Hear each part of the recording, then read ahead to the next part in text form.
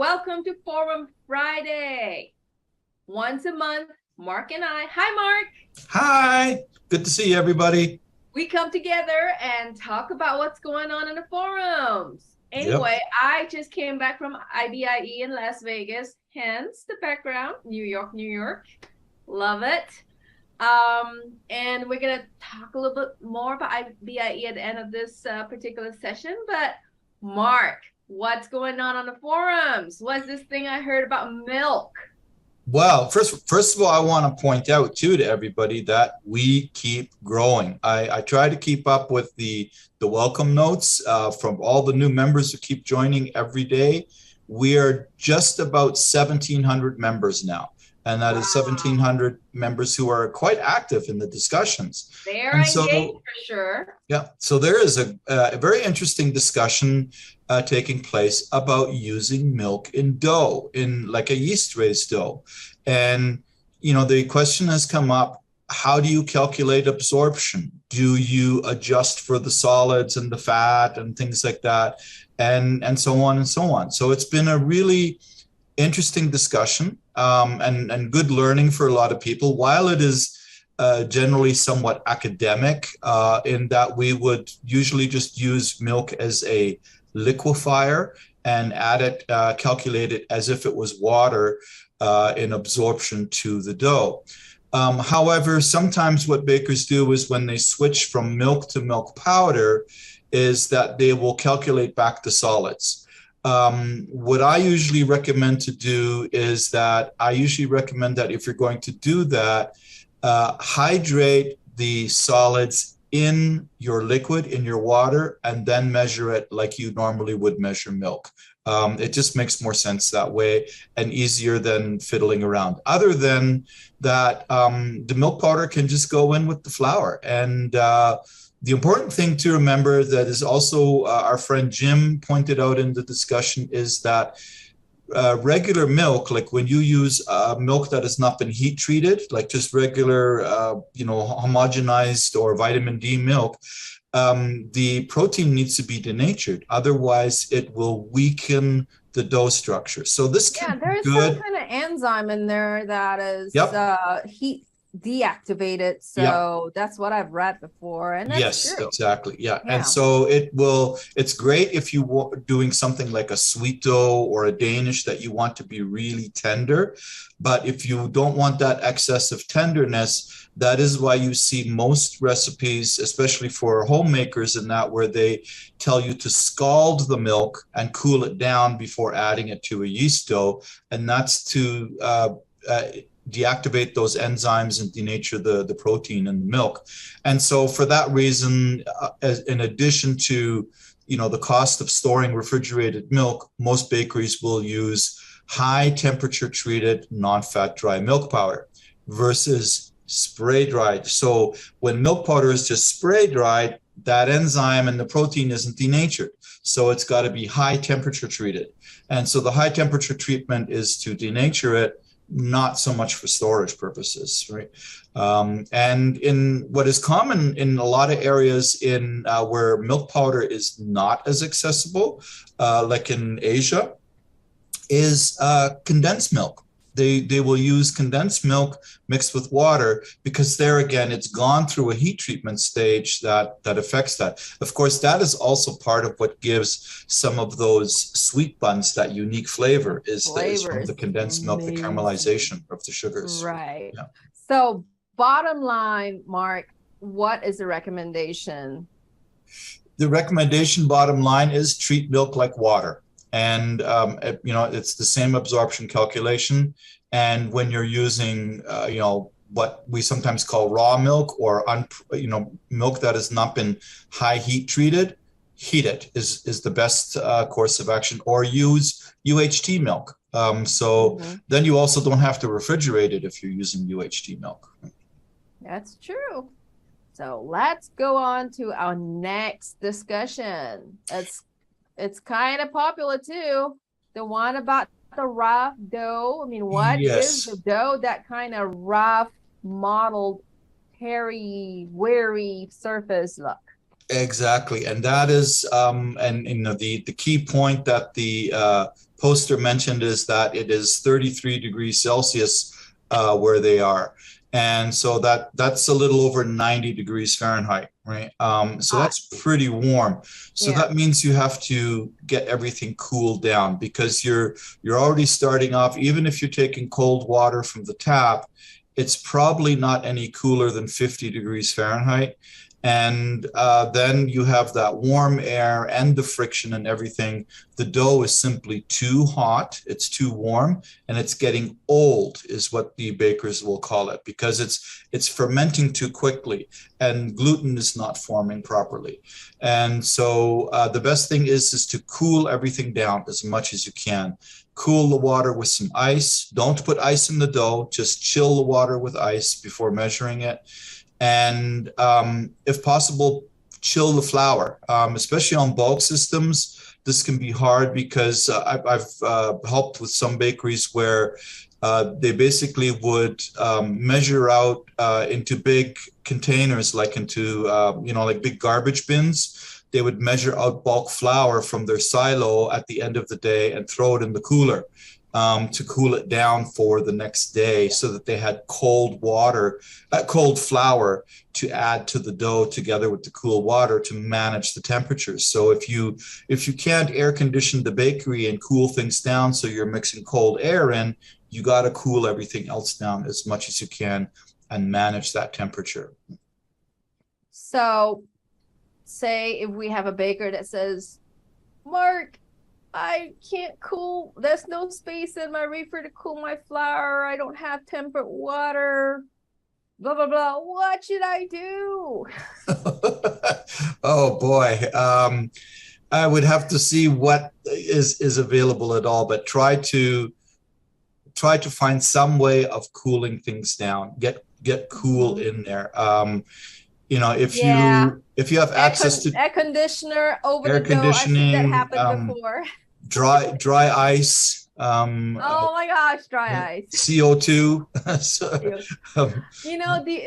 This is the reason why dough conditioners were developed, right? Yes. Not that I want to recommend the use of dough conditioners, but dough conditioners give that margin of error that you can work into higher temperatures, especially and reduce in the summer months. Yeah, reducing the yeast a little bit helps as well, so that your fermentation goes a little bit slower, right?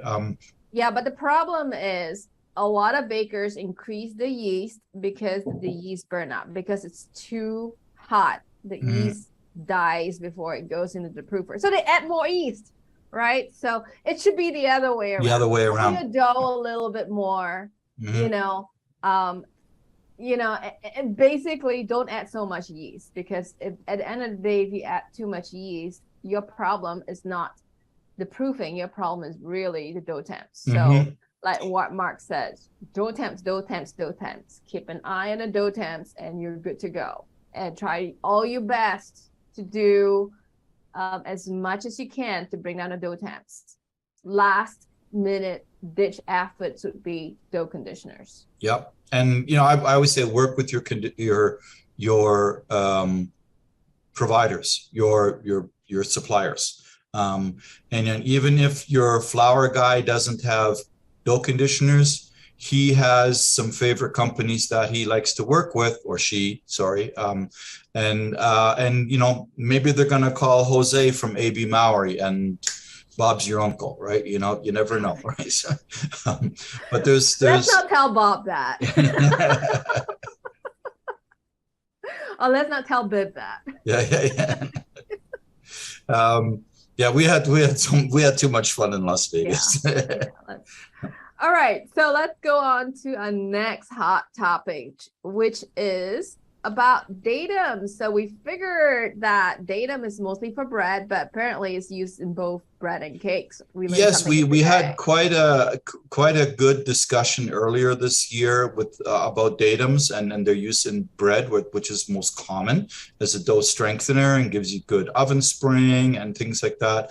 And that has been revived recently also with the question of, does anybody use datems in cake? And my first thought was, I've not ever heard of that. I wonder whether that would even work or whether that would be beneficial, because it's usually a dose strengthener. Well, one of our members who likes to help contribute a lot, he commented that he has seen it used and that it is used in a liquid form instead of a powdered form.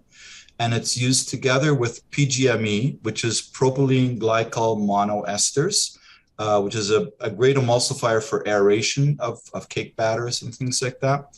And it helps to strengthen that whole structure to help capture that air better and give a finer crumb.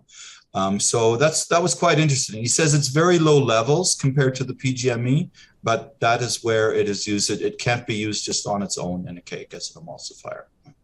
Totally agree with that. And this is where I feel the industry is lacking. The industry is lacking a lot in these kind of research, right? I mean, this is probably one of the first few times a lot of us have heard that DATEM can be used in cake systems, and it totally makes sense to use in that form, right? Mm-hmm. But we just don't have the research. We don't have any kind of research on DATEM replacement, if any. You know, we don't even know molecularly what DATEM looks like. Mm-hmm. So a lot of unknowns. Yeah.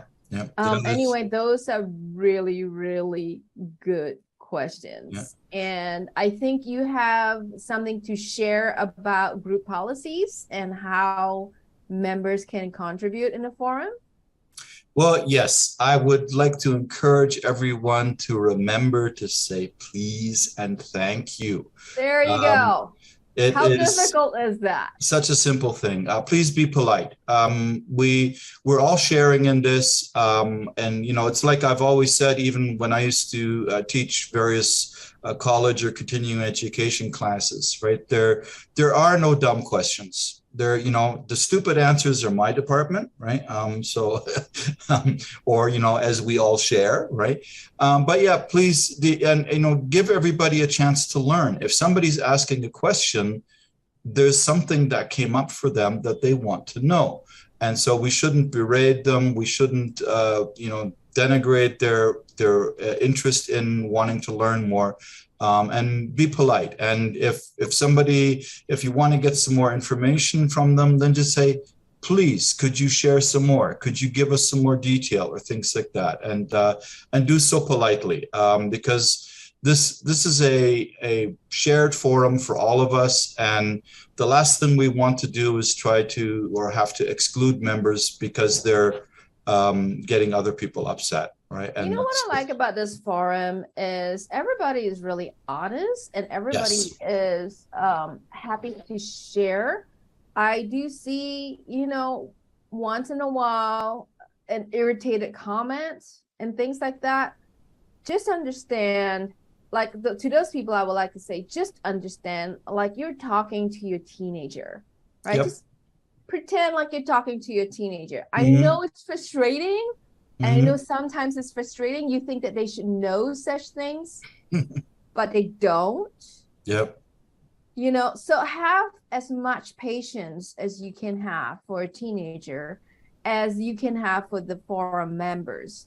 Because who knows, one day you might be in that position, you know, and I don't know everything.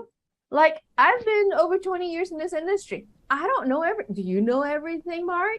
I learned something new today too, and I've been 47 years in the industry. Every day. So no one in this forum is the oracle or what I would say know-it-all, right? So you can't bring that attitude into this forum. Like if you bring that attitude into this forum, you're not going to learn anything. And why are you here if you're not learning anything? Exactly. Yeah. Yeah. We all want to learn from each other. That's the thing, right? And and speaking of learning, you look like you're sitting in the middle of Times Square or something like that, right? I think we had too much fun in Las Vegas, didn't we? We did.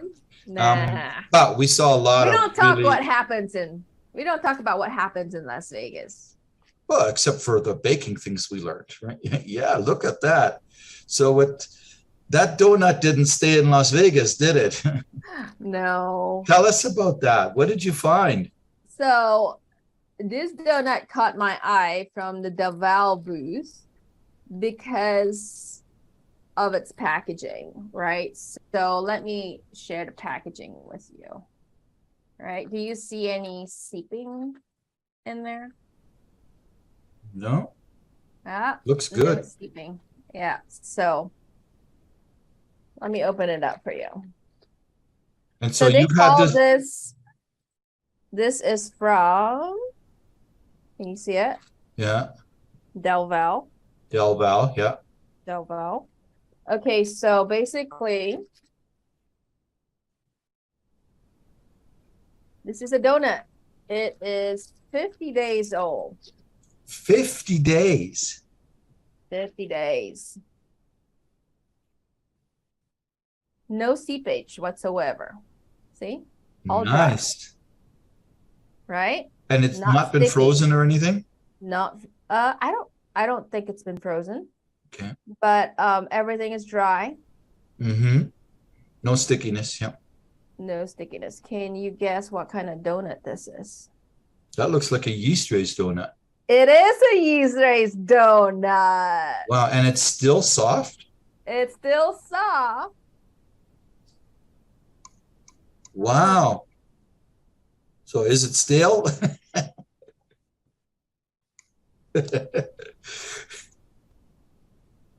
Sorry. I know in some cultures it's like really rude to eat in front of people, but I have to show you that I'm eating this donut. It's not moldy. The water activity is key to the ESL issue. Mm-hmm. They have balanced this system so well that the water does not migrate anywhere.